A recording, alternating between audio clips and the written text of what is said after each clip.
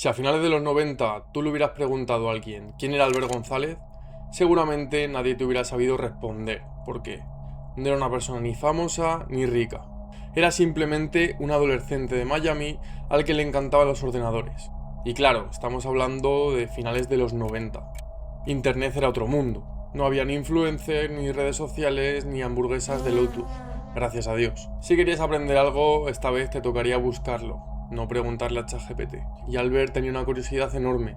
Le fascinaba entender cómo funcionaban las cosas, cómo se conectaban los ordenadores entre sí, cómo viajaba la información y sobre todo, por qué algunos sistemas parecían tan fáciles de engañar. Con el tiempo empezó a moverse por distintos foros y comunidades online, y fue allí donde descubrió una parte de Internet que la mayoría de la gente ni siquiera sabía que existía. Un mundo donde se intercambian números de tarjetas robadas, cuentas bancarias, documentos falsos y todo tipo de información. Lo curioso es que aquello no se parecía a las películas. No había tipos con pasamontañas ni reuniones secretas en almacenes abandonados. Eran personas normales sentadas delante de un ordenador. Algunos ni siquiera eran hackers. Había vendedores, compradores, intermediarios, gente especializada en falsificar documentos y otros que se dedicaban únicamente a mover dinero. Era una especie de mercado negro, pero digital. Y Albert se quedó fascinado, porque descubrió que detrás de todo aquello había una auténtica economía. Y también descubrió algo más, que la mayoría de los ataques exitosos no ocurrían porque alguien fuera un genio. Muchas veces bastaba con encontrar un error tonto, una contraseña débil, un sistema mal configurado o un software desactualizado. Y mientras otros adolescentes estaban pensando en sacarse el carnet de conducir o en aprobar exámenes, Albert se pasaba horas aprendiendo cómo funcionaba todo aquel ecosistema, sin hacer realmente demasiado ruido y sin llamar la atención. Y precisamente gracias a eso empezó a conocer a personas importantes dentro de ese mundo. Porque a principios de los 2000, Albert estaba a punto de entrar a una comunidad llamada Shadow Crew. Y sin saberlo, acaba de dar un paso muy importante hacia el mayor robo de datos de la historia. A principios de los 2000, Albert ya no era simplemente un adolescente curioso. Llevaba años moviéndose por foros y comunidades underground, aprendiendo cómo funcionaba todo aquello. Y sobre todo, conociendo a las personas adecuadas. Y fue entonces cuando apareció Shadow Crew. Hoy prácticamente nadie se acuerda de ese nombre, pero en aquella época era una auténtica referencia dentro del mundo del fraude online. De hecho, cuando las autoridades lo desmantelaron en 2004, tenía miles de miembros repartidos por todo el mundo. Y lo más curioso es que aquello no se parecía nada a la imagen que solemos tener del cibercrimen, porque Shadow Crew funcionaba casi como una empresa. Había gente que robaba tarjetas, otros se dedicaban a falsificar documentos, había vendedores, compradores y hasta sistemas de reputación para saber quién era de confianza y quién era un estafador. Algo así como dejar una valoración de 5 estrellas, solo que en lugar de vender una cafetera, estás vendiendo identidades robadas. Y Albert encajó perfectamente en aquel entorno. Era inteligente, tenía conocimientos técnicos y sobre todo sabía algo muy importante: observar. Porque antes de destacar, Albert pasó mucho tiempo observando, aprendiendo cómo se movía la gente, quién tenía influencia, quién sabía realmente de lo que hablaba y quién era simplemente uno de estos personajes que prometen mucho y luego acaban desapareciendo. Poco a poco empezó a hacerse un nombre dentro de la comunidad y gracias a los contactos que fue creando, comenzó a participar cada vez más en operaciones relacionadas con fraude y robo de información financiera. Pero hubo algo que a Albert le llamó la atención, y era que la gente que estaba ganando más dinero no era necesariamente la que más sabía. Porque una tarjeta robada podía venderse varias veces, y cuanto más datos conseguías, más dinero podías mover. Albert empezó a darse cuenta de que detrás de aquel mundo había una auténtica cadena de suministro. Alguien obtenía la información, otro la vendía, otra persona la compraba, otro la utilizaba para fabricar tarjetas falsas y otro se encargaba de sacar el dinero. Era casi como una multinacional. Mientras tanto, Shadow Crew seguía creciendo, pero también estaba creciendo el interés de las autoridades, porque el servicio secreto de Estados Unidos llevaba tiempo infiltrándose en este tipo de comunidades. Y en 2004 llegó el golpe.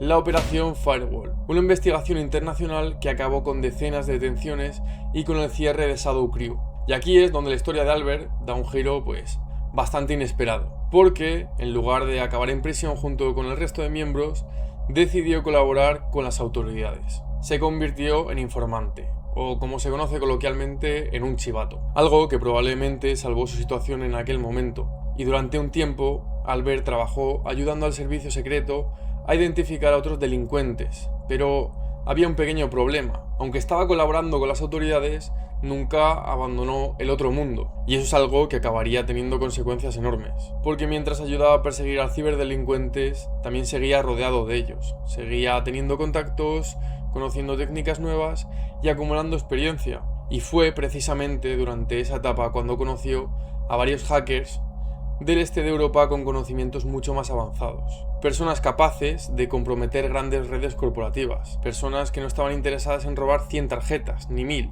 Personas que pensaban en millones. Y al ver ahí, vio una oportunidad. Porque por primera vez entendió que el verdadero dinero no estaba en comprar datos robados, sino en conseguirlos directamente. Y esa idea acabaría dando lugar a una operación tan enorme que años después sería considerada uno de los mayores robos de datos financieros de toda la historia. A mediados de los 2000, Albert González ya había aprendido una valiosa lección.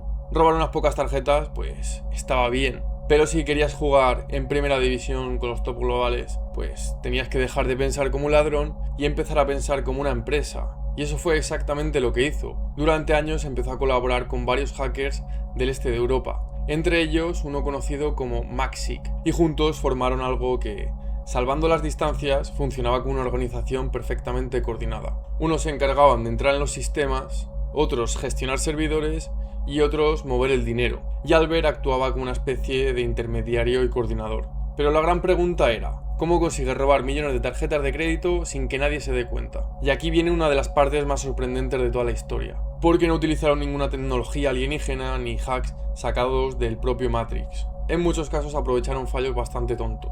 Uno de los ataques más conocidos comenzó con algo tan simple como una red wifi mal protegida perteneciente a una tienda de la cadena TJX. Y a partir de ahí lograron entrar en la red interna. Y una vez dentro hicieron algo todavía más inteligente. No destruyeron nada ni apagaron sistemas. Su objetivo era pasar desapercibidos, así que instalaron programas conocidos como sniffers. Estos programas permitían capturar información que circulaba por la red. Entre esa información se encontraban los datos de tarjetas que los clientes utilizaban en las cajas. Y entonces ocurrió algo increíble. Miles de personas seguían comprando con total normalidad. Los empleados seguían trabajando, los directivos seguían durmiendo tranquilos y mientras tanto los datos seguían llegando, uno detrás de otro, día tras día, semana tras semana, mes tras mes. Y cuanto más tiempo permanecían ocultos, mayor era el botín. Aquello no era un golpe puntual, era una máquina. Una máquina capaz de generar cantidades absurdas de información robada. Y TJX fue solo el principio. Con el paso del tiempo aparecieron más nombres. Heartland Payment System, 7-Eleven, empresas enormes. Algunas procesaban millones de transacciones cada día, y durante bastante tiempo nadie fue consciente del verdadero alcance del problema. Las cifras eran tan exageradas que parecían inventadas. Los investigadores acabarían estimando que más de 170 millones de números de tarjetas habían sido comprometidos. Sí, 170 millones. Para ponerlo en perspectiva, esto es más que la población de muchos países. Y claro, todo aquello generaba muchísimo dinero. Pero también tenía un problema, porque mover semejante cantidad de datos es complicado. Y venderlos todavía más. Las tarjetas robadas no se guardan debajo del colchón. Se vendían en mercados clandestinos.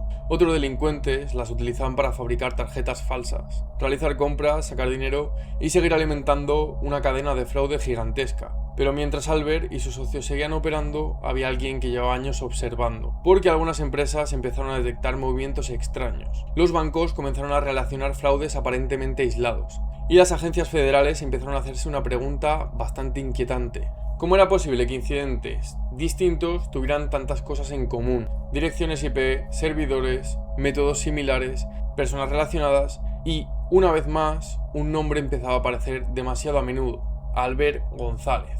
Lo que él no sabía era que, mientras más seguía ampliando su operación, el FBI y el servicio secreto estaban empezando a reconstruir el puzzle. Y por primera vez en muchos años la ventaja empezaba a cambiar de bando. Si esta historia se hubiera escrito para una película, probablemente alguien habría dicho que es demasiado exagerada, porque hay una parte que parece inventada, pero no lo es. Mientras uno de los mayores robos de datos de la historia estaban teniendo lugar, Albert González, para variar, seguía colaborando como informante con el servicio secreto de Estados Unidos. Sí, el mismo hombre al que estaban intentando perseguir ayudaba a las autoridades en otras investigaciones, y durante un tiempo aquello funcionó. Albert proporcionaba información sobre otros delincuentes, ayudaba a identificar personas y seguía manteniendo una imagen de colaborador, pero al mismo tiempo continuaba con sus propias operaciones. Era una situación tan absurda que años después muchos investigadores reconocieron que parecía imposible que alguien pudiera mantener una doble vida durante tanto tiempo. Pero Albert tenía algo a su favor. Conocía perfectamente cómo trabajaban las autoridades, sabía qué buscaban y sabía cómo mantenerse alejado de los focos, o al menos eso pensaba. Porque hay una cosa que suele ocurrir en las investigaciones grandes, que nadie tiene la fotografía completa al principio. Cada equipo ve una pieza, cada agencia encuentra algo distinto, un banco detecta un patrón extraño, una empresa descubre una intrusión, una investigación encuentra una dirección IP, y poco a poco todas esas piezas empezaban ya a unirse. Es como montar un puzzle de 10.000 piezas sin saber qué imagen hay en la caja, hasta que un día empiezas a reconocer formas. Y de repente todo cobra sentido. Los investigadores se dieron cuenta de que muchos ataques, aparentemente independientes, tenían demasiadas similitudes. Mismos métodos, infraestructuras parecidas, mismos tipos de malware, y algunas personas aparecían repetidamente en distintas investigaciones. Y entre ellas sí, estaba Albert González. Y mientras tanto, él seguía reuniéndose con sus socios, algunos de ellos en Rusia y otros en países donde la cooperación internacional era mucho más complicada, ya que ello le daba cierta sensación de seguridad, porque pensaba que la distancia y la complejidad de la operación jugaba a su favor. Cuando empiezas a costarle cientos de millones de euros a grandes empresas y a bancos, de repente mucha gente importante quiere respuestas.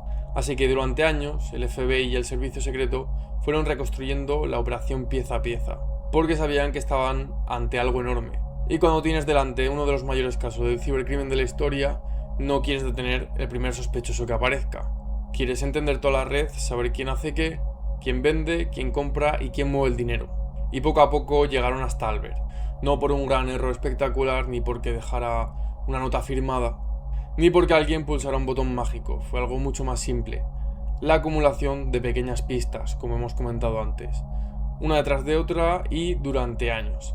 Hasta que finalmente las pruebas empezaron a ser demasiado sólidas. Y entonces, después de una década moviéndose por el mundo del fraude online y de años jugando una partida doble, llegó el momento que Albert lleva mucho tiempo esquivando.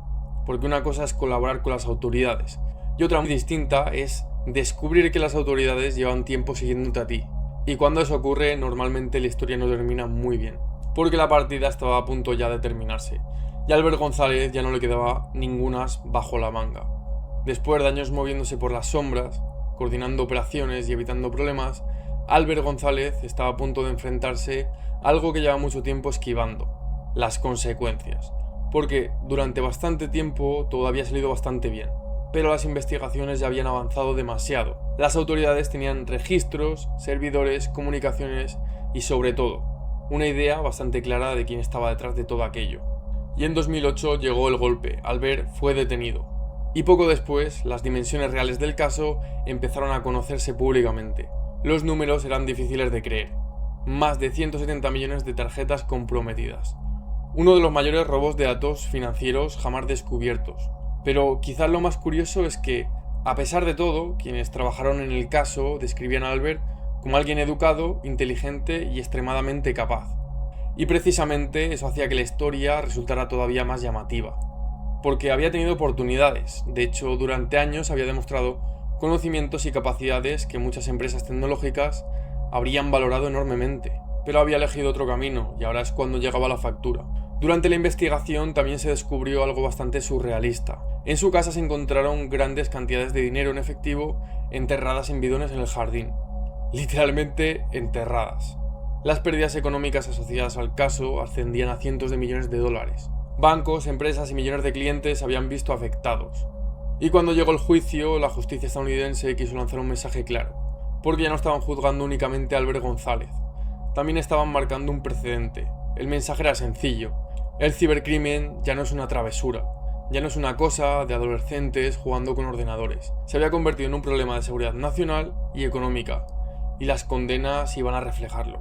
Finalmente, en 2010, Albert González fue condenado a 20 años de prisión, la pena más alta impuesta en Estados Unidos por delitos de este tipo hasta aquel momento. 20 años, una cifra que impresiona, pero quizás impresiona menos cuando piensas en la magnitud del daño causado. Y así terminó la historia de un adolescente curioso que descubrió una parte oscura de Internet, de alguien que se movió entre algunos de los foros más importantes del cibercrimen, que colaboraba con las autoridades mientras formaba parte de uno de los mayores robos de datos de la historia, y que durante años consiguió hacer algo que parecía imposible, hasta que dejó de serlo. Porque hay una frase muy conocida que dice que todo el mundo tiene un plan hasta que recibe el primer golpe, y quizás la parte más interesante de toda esta historia no sea cuánto dinero ganó, ni cuántas tarjetas fueron robadas, ni siquiera los 20 años de condena. La pregunta realmente interesante es otra. ¿Qué habría pasado si alguien tan inteligente como Albert González y con tanta ambición, en vez de pasarse al lado malo, hubiese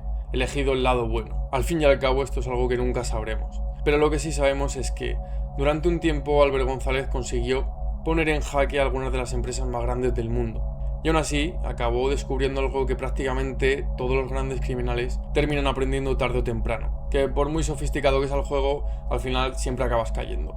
Y ahora quiero haceros una pregunta ya fuera de esta historia, y es, vosotros en el caso de Albert González, una persona inteligente, con tantos conocimientos y tanta ambición, ¿os hubieseis pasado al lado del robo de tarjetas, haciendo tantísimo dinero, o hubieseis tirado por el lado legal y trabajado pues en alguna empresa de ciberseguridad?